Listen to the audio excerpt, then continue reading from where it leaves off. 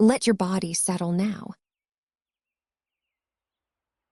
Just let it go. The weight of you pressing into whatever is beneath you. Your shoulders feel how they want to climb toward your ears. They don't need to do that. Let them drop. Your hands, where are they resting? Notice the warmth. And your jaw, you might be holding it tighter than you realize. You don't need to. Nothing needs to be done by your face tonight. Your feet, the weight of the blanket, the warmth spreading slowly outward into your legs, your arms, the soles of your feet. Breathe in slowly and out, just through the nose, long and easy. The breath knows how to do this without you.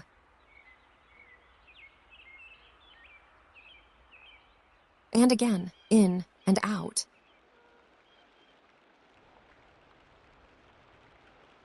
There is nothing you need to solve right now.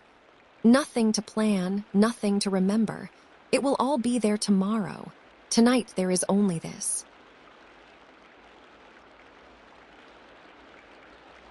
And as you breathe, the sounds you know grow distant and something else takes their place.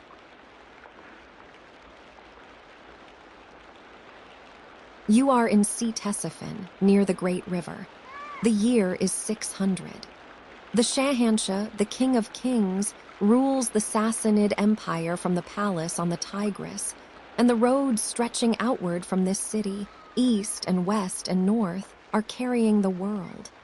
Tonight you will simply travel one of them. The camels and the dust and the fire and the stars.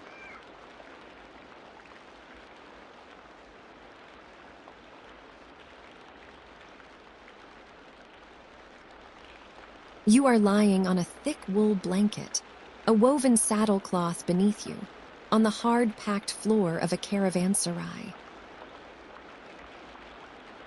A vaulted room, stone walls dark with age and smoke. Other travelers nearby, you can hear the low sound of their breathing, the occasional shift of weight, the creak of a leather strap settling in the dark. It smells of animals and straw and the cooling embers of last night's fire. You breathe in, and the air carries something. Dust and old stone. Dried dung from the camel yard outside. And beneath that, something sweeter, further away, the faintest trace of cardamom from where someone ground spice the night before. The caravanserai stands at the edge of a small settlement, one of a chain of rest stations placed along the road by royal decree.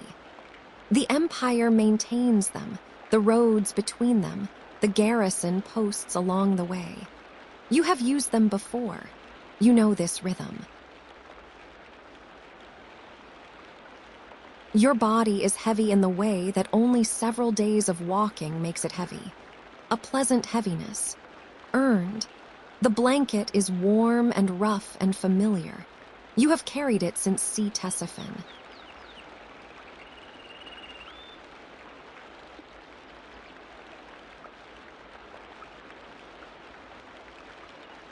Before the caravanserai was built, there was a fire here.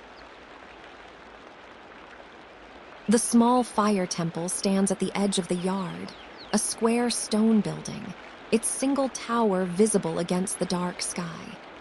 Inside, behind its grated window, the sacred flame burns. It has burned here for as long as anyone in this settlement can remember. It burned when the first caravans came through. It burns now. You have watched the priest tend it before dawn on other mornings. He moves slowly with practiced care, feeding it with dry tamarisk wood, murmuring the Avestan prayers, never letting the flame touch the ground. The fire is a presence, not threatening, simply permanent, older than this road. Through the grate, you can see its glow from here. A warm orange pulse in the dark. There is nothing you need to solve right now. The fire doesn't need you to keep it. It has been keeping itself for generations. You breathe with it a moment, in with the stillness, out with the dark.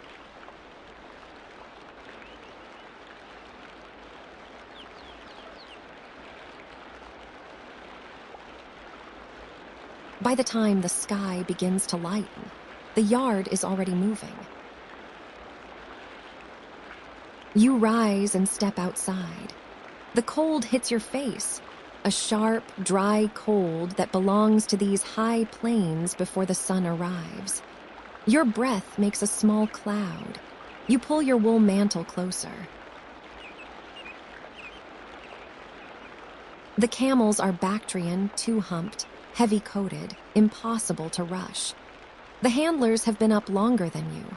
One man is already checking the loads. A great bolt of Sassanid silk, dyed deep crimson, wrapped in oiled linen. Another bundles spice, cloves from further east, their sharp smell cutting through the yard air even through the canvas wrapping. A camel turns its head and considers you slowly. Its breath rises in the cold in long white ribbons. Its eyes, deep brown, long-lashed, patient, look through you rather than at you. Whatever it is thinking, it takes its time. The bells, small bronze bells attached to the lead camel's neck collar. They ring once as it shifts weight. Then again. A low, clear sound, surprisingly soft for an animal this large.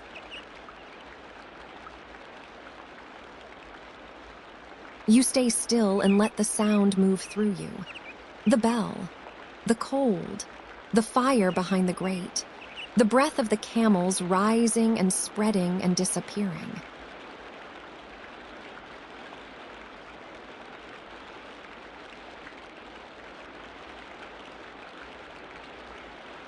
The caravan forms slowly. There is no hurry. Hurry breaks loads and lames animals. The caravan master, a broad-shouldered Sogdian from Samarkand, walks the line from back to front, checking each load with his hands. He speaks a mix of Middle Persian and Sogdian. He does not raise his voice. He touches a strap, nods, moves on. You fall into step near the middle of the line. Your role is modest. You carry documents. A leather satchel across your shoulder, sealed clay tablets inside, letters of credit and passage warrants. Nothing is moved along this road without documentation. The road is ancient, broad enough for 2 loaded camels to pass comfortably. Its surface is packed earth, hard under your feet, animal and human both, 10,000 years of them. At intervals, stone markers in Pahlavi script give the distance to the nearest garrison. The sun comes over the low hills to the east. Everything turns gold for a moment, the dust, the pale grass at the road's edge, the humps of the camels moving ahead of you, the bronze bells catching the light. Just that. Gold and the sound of bells and the road opening.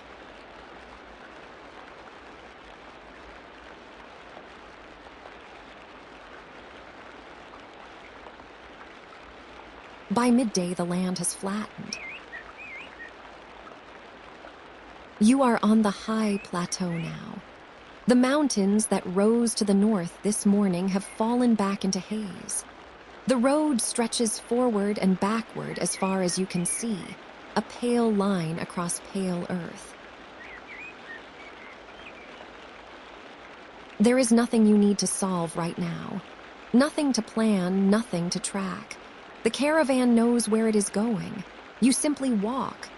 Left foot, right foot. The dust rises from the camels ahead and settles on your clothes, your face, the inside of your mouth. A dry, mineral taste. old land. The spice smell drifts back from the loads when the wind shifts, cloves and something sweeter beneath. Saffron, small pouches of it, more valuable by weight than silver, packed at the center of the loads. The saffron crocus grows in certain valleys of this empire, a fact the merchants know and trade on.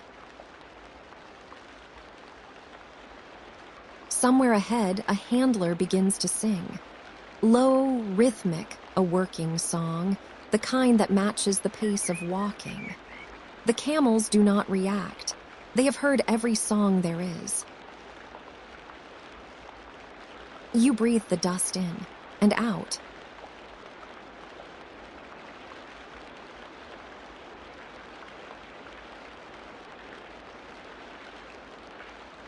The midday halt happens beside a canat. A canat, an underground channel, carrying water from the mountains through dark rock to the surface here. A row of low mud brick covers marks its course across the plateau. The water rises, cool and faintly mineral, into a stone basin. The camels drink first. They are slow about it, as they are slow about everything. Each camel drinks until it is finished, then stands with water dripping from its chin, considering the horizon with complete indifference. You cup your hands under the flow and drink. The water is cold, cold in a way that surprises you each time.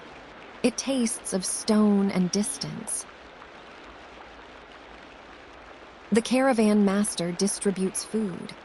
Flatbread, taffdone, baked on a hot stone before dawn, round and charred at the edges, still holding warmth inside. Dried mulberries, a hard white cheese. You sit on a low stone near the basin, out of the wind. You eat without rush. A crow lands on a canat cover nearby and watches you.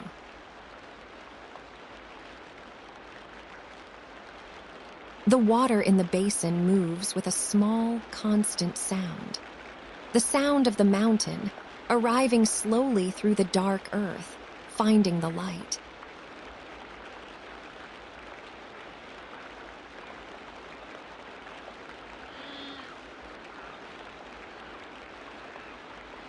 The town appears in the late afternoon, a cluster of flat-roofed mud brick houses, a garrison tower at its center, and at its near edge, the kind of small bazaar that forms wherever a caravan road meets a settlement. Stalls spread across woven palm mats, dried fruit, dates, figs, apricots the color of sunset. A metal worker's bronze vessels turning slowly in the wind. A cloth merchant with folded wool in rust and indigo. And a woman selling rosewater in small clay flasks, the scent reaching you before the stall does cool and sweet and almost too much. The merchants from the head of the caravan move through with purpose, exchanging goods for grain and fodder.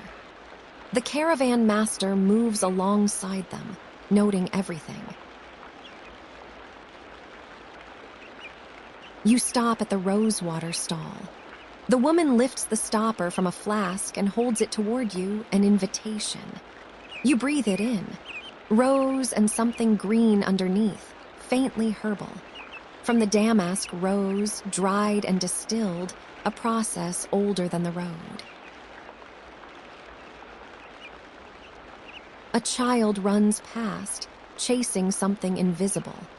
A goat watches from a doorway, unimpressed by everything. There is nothing you need to solve right now. You stand in the amber light, smelling roses, watching the town absorb the caravan as it has absorbed every caravan before.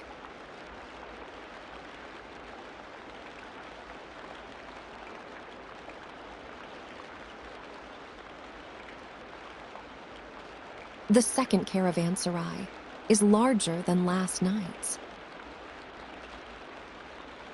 Its central courtyard is open to the sky, vaulted rooms arranged around 4 sides. In the center, the evening fire, a proper fire, on a raised stone hearth, feeding on dry branches stacked all winter. The handlers gather around it as the last light leaves the sky. You find your place in the circle. The fire's warmth reaches your face, your hands, the cold at your back. Between them, you are comfortable in a way that is exactly this. Only this. Someone passes a clay bowl of something warm, lentils and dried lamb, cumin and turmeric, the smell rising with the smoke. You hold the bowl in both hands. The heat moves through your palms and into your fingers. The caravan master sits across the fire, telling a story, something about a merchant and a river that changed course. You don't catch all of it.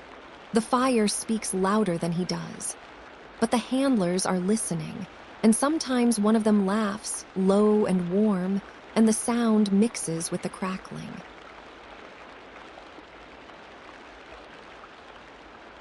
The smoke rises in a column into the clear, dark sky, bending slowly in a high wind that doesn't reach down here. The stars above it are very bright. The fire breathes with you, expanding and settling, expanding and settling.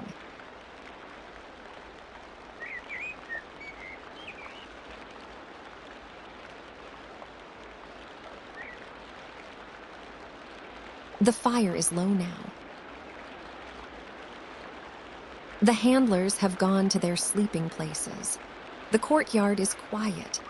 Just the embers and the cold coming down from the sky and the sound of one camel in the yard behind the eastern wall, shifting its weight and exhaling. A long, slow sound, like a question no one needs to answer. You lie on your wool blanket in the open doorway, looking up. The sky here, away from every city, is something else entirely. Not dark blue, not black. Something older, and set into it, the stars in numbers that refuse to be counted. The caravans have always navigated by them. The fixed star low in the north, the pole star, holding its place while everything else rotates. Patient and precise. The same star every night. There is nothing you need to solve right now. Nothing to plan, nothing to remember. The road will be there at dawn. Tonight there is only the cold and the dark and the sound of your own breathing.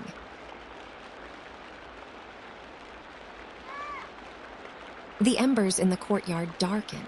One small glow, then less.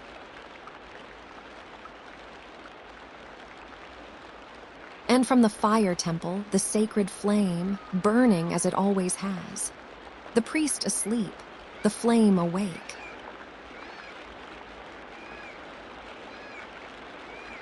The camel exhales, slow, certain.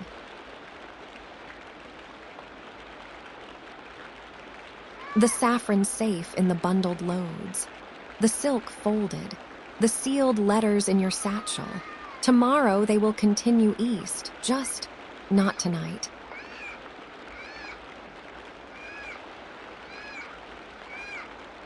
Your thoughts go thin and loose, like wool pulled slowly apart. They drift. They stop needing to mean anything.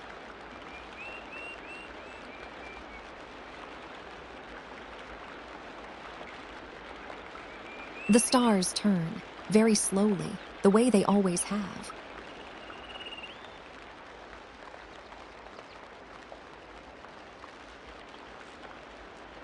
The cold deepens around you, and you are warm enough inside it. The blanket, the weight, the dark.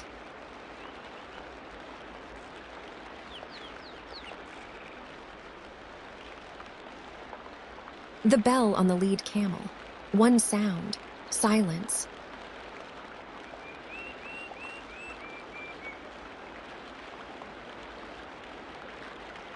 Let the road carry you now. Just let it.